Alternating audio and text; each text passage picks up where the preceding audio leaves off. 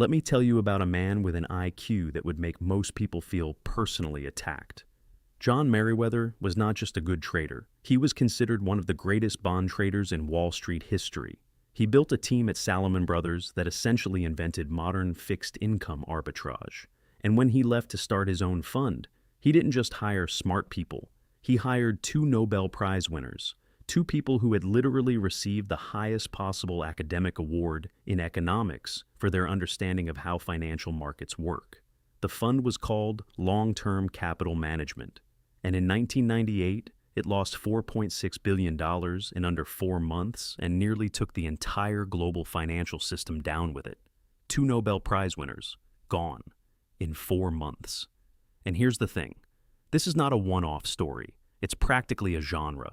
Victor Niederhofer, one of the most analytically gifted traders of his generation, author of a celebrated book on market speculation, squash champion, intellectual by every measure, blew up not once but twice. Bill Huang of Archegos Capital turned $200 million into $20 billion through what looked like sheer genius, then lost $20 billion in 2 days. The entire quant industry in August of 2007, rooms full of PhDs and mathematicians running the most sophisticated models money could buy, all blew up simultaneously because they had all built the same model without knowing it.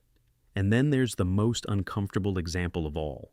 In 1994, the year before he started long-term capital management, John Meriwether's team at Salomon Brothers lost $290 million in a single day on a U.S. Treasury bond trade that their models said was essentially impossible to lose money on.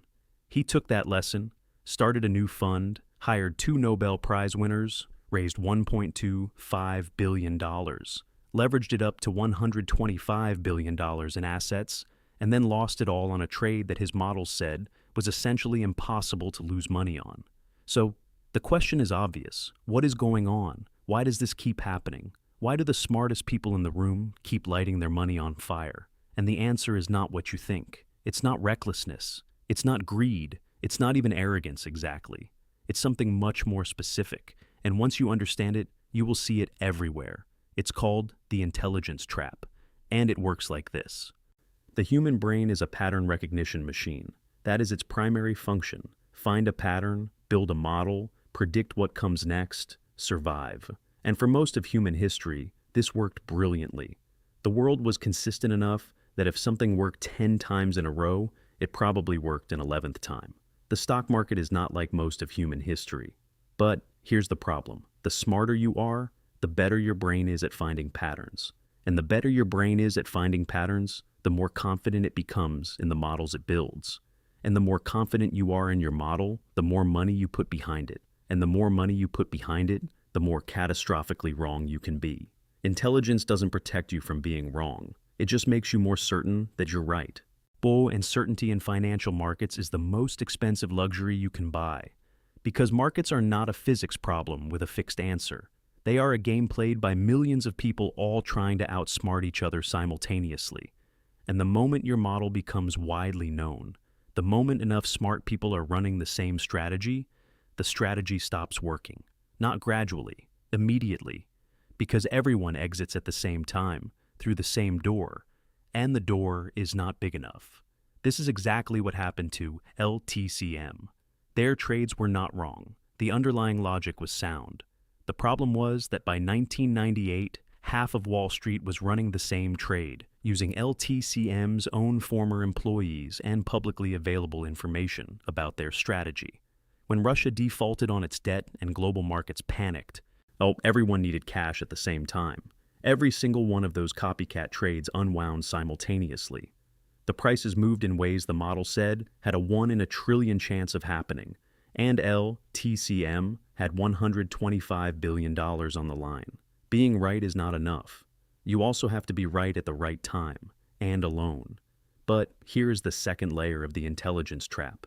And this is the one that gets people who should know better. Smart people are exceptional at constructing narratives. Give a high IQ person a bad trade, and they will build you a compelling, internally consistent, thoroughly researched argument for why it is actually a good trade. They will find the data that supports the thesis. They will identify the historical precedents. They will model the scenarios, and by the time they are finished, the bad trade will look not just reasonable, but obvious. They have just used all of their intelligence to build a cage for themselves and called it research. Psychologists call this confirmation bias. But in finance, the smarter you are, the more sophisticated your confirmation bias becomes. It's not just that you ignore the evidence against your view. You actively construct elaborate arguments to explain why that evidence doesn't apply to your specific situation, why this time is different, why the model still holds, even though it isn't working. Warren Buffett, who is not a man who loses a lot of sleep over intelligence tests, once said the most dangerous investor is not the ignorant one.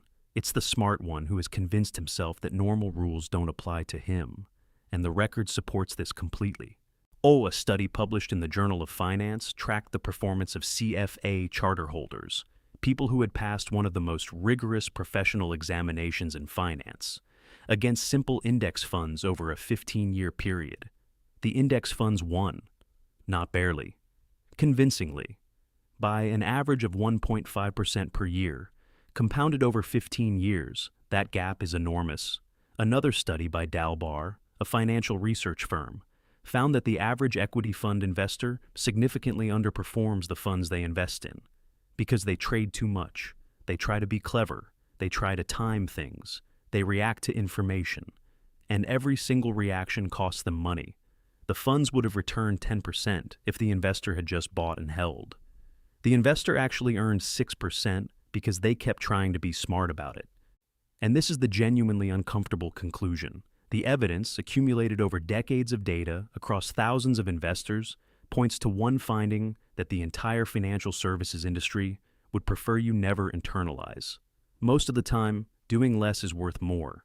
The best performing accounts at Fidelity in a study that became famous in financial circles were accounts belonging to people who had either forgotten they had the account or were dead. No activity, no rebalancing, no clever repositioning. Just time and compounding, completely undisturbed by intelligence. Now, this does not mean smart people cannot succeed in markets. Clearly some do. But the ones who do share a specific trait that is almost the opposite of what you would expect from high achievers. They are obsessed not with being right, but with being wrong correctly. They assume their models are flawed. They build in enormous margins of error. They size their positions to survive being catastrophically wrong rather than to maximize the upside of being right. The greatest investor of the 20th century, and yes, that title is legitimately contested, was not the person with the best model. It was the person who built a system that could survive decades of being wrong about individual things while being right about the overall direction. Who never bet so much on any single idea that one mistake could end the game. Intelligence is a tool. Like any tool, the danger is not in using it. The danger is in trusting it so completely that you stop asking whether you might be wrong. Because the market doesn't care about your IQ. It doesn't care about your credentials, your models, your Nobel Prizes, or how airtight your thesis sounds in a conference room. It only cares about one thing, and that's what actually happens next. And what actually happens next is always, to some degree, a surprise.